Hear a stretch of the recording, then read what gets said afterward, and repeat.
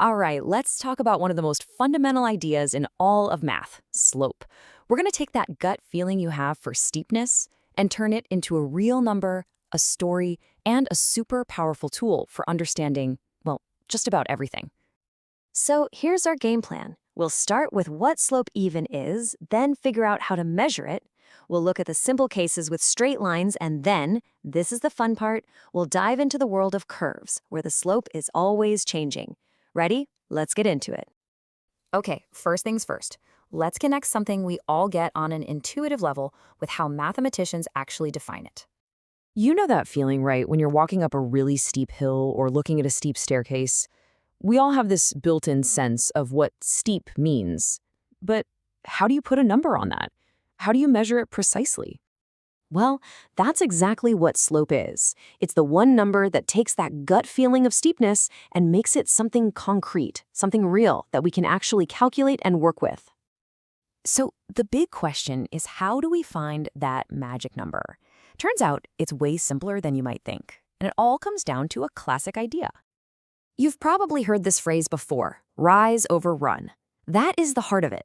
All you do is pick 2 points on a line. The rise is just how much you go up or down, and the run is how much you go across. You just divide the rise by the run.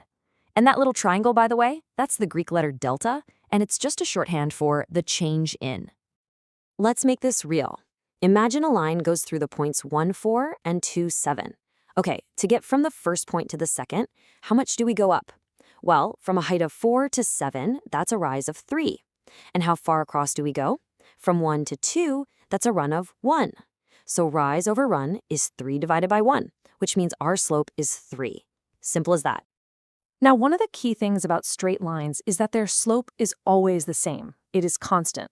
Doesn't matter where you are on that line, the steepness is identical. So let's look at the 3 basic flavors these lines come in. First, you've got your positive slope. This is your classic uphill climb. If you're looking at a graph from left to right and the line is going up, its slope is positive. And yeah, the bigger that number, the steeper the climb. Then you've got the opposite, negative slope.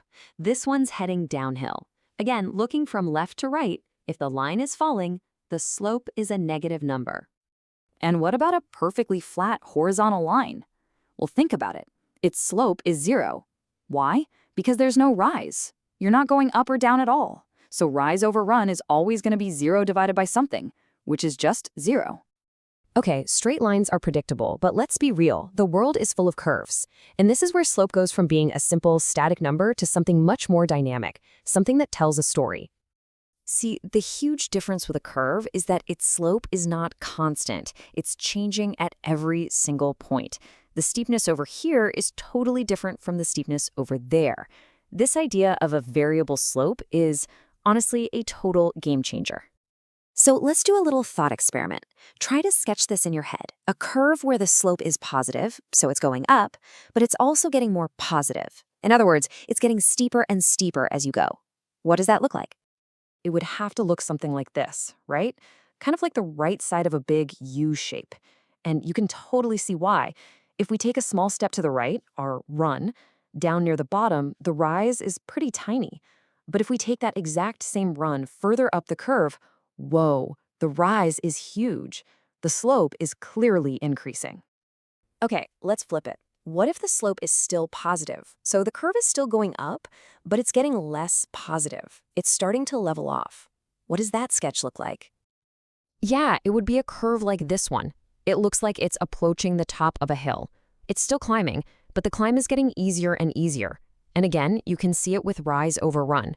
The same run at the beginning gives you a big rise, but that same run near the top gives you a much smaller rise. The slope is positive, but it's shrinking. Okay, so now that we get this, we can piece it all together and basically read the story of any curve, like the journey you'd take going over a hill or dipping down into a valley. Think about a journey over a hill. The whole way up, your slope is positive. Then, for that one brief instant when you're at the very, very peak, you're perfectly flat. The slope is 0. And the second you start going down the other side, bam, the slope immediately becomes negative. And a valley, of course, is just the mirror image of that story. You start by going down, so your slope is negative. You hit that absolute bottom point where you're momentarily flat, Slope is 0 again. And then you begin your climb out the other side and the slope turns positive. So when you boil it all down, slope isn't just some number in a math class. It's a narrative. It's the language we use to describe change. It can tell the story of motion, growth, anything that changes over time. So let's think about this final question.